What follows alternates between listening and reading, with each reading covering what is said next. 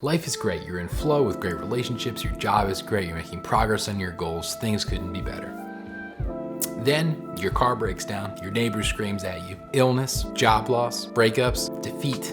It does seem like challenges in life cascade, one thing after another. And if there's one thing you can say about the challenges and troubles of the past year, is that they have been disruptive. I don't mean to say that things are the same for everyone, but the sense of painful personal loss is somewhat ubiquitous in our society. The world has changed way faster than our expectations could manage, and just keeping up with things in our daily life right now can be a struggle. And we're all entitled to time off, mental space to recalibrate, but I don't think there's anything wrong either with trying to push ahead.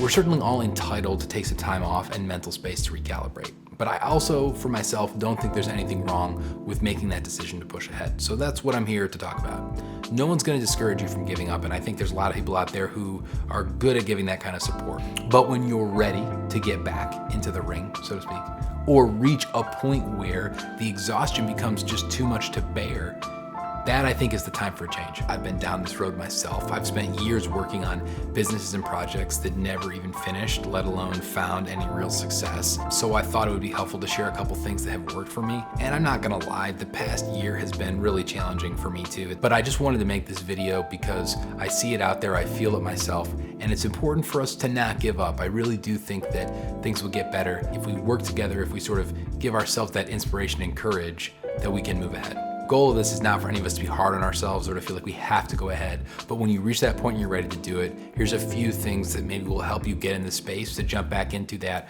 project, that goal, that creativity. Give yourself space to find some clarity. If you're just coming back to something or starting something new for the first time, I think you really do owe it to yourself to find some new space, but make a plan going forward. It's gonna help you meet some of those midterm goals, like seeing something huge in the distance. It can be almost impossible to reach those goals. The only way we can do it is one piece at a time. Plan and a reevaluation to maybe recalibrate what it is that you wanna get out of life. I think we all need to do that from time to time.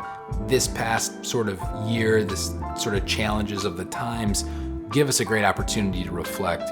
Change and transition is inevitable, so embracing it rather than fearing it will help you get through the more challenging times in your life. Don't lose sleep over the past. The internet is a graveyard and a record of your failure, but we have to fail anyways.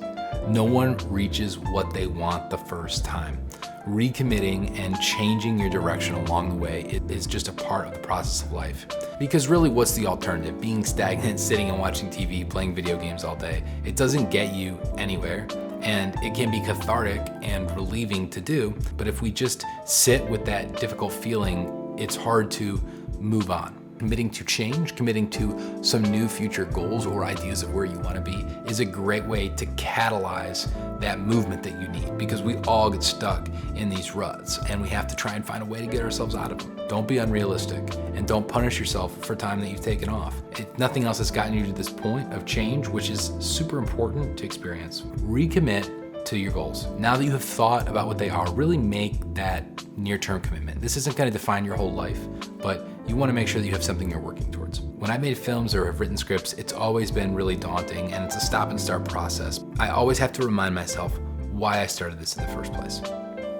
To better myself, following my dreams, living the life that I want, something more fulfilling, finding better relationships. Remind yourself of that need and be generous to yourself. Find the clarity and let go of your failures. I'm really talking about applying this towards your creative projects, towards your goals, but you can apply this to life too. We experience those challenges, we experience those failures, and that changes who we are. It changes how we see ourselves. The way that we define ourselves can be through work or through family or through relationships. So when we lose those things, it can be so disruptive that we don't even know who we are anymore. And that grief over the loss of who we used to be really is a challenge to get past. But in those instances, for me, it's like if I can look towards the future and where I want to be, then I can try and move on from, failure or whatever I wasn't able to achieve. Take as much time as you need, but I think that when you're ready to go, try these 3 steps. Give yourself clarity, take the moment, take the pause. Forget about the past, delete your Facebook, do whatever you gotta do to move on. Recommit to your goals, one thing at a time. Make that plan and follow it through. So if you're struggling right now to get back into your project, to get back into your creativity, I totally understand. I support you. There's a big creative community out here. We all understand how that feels.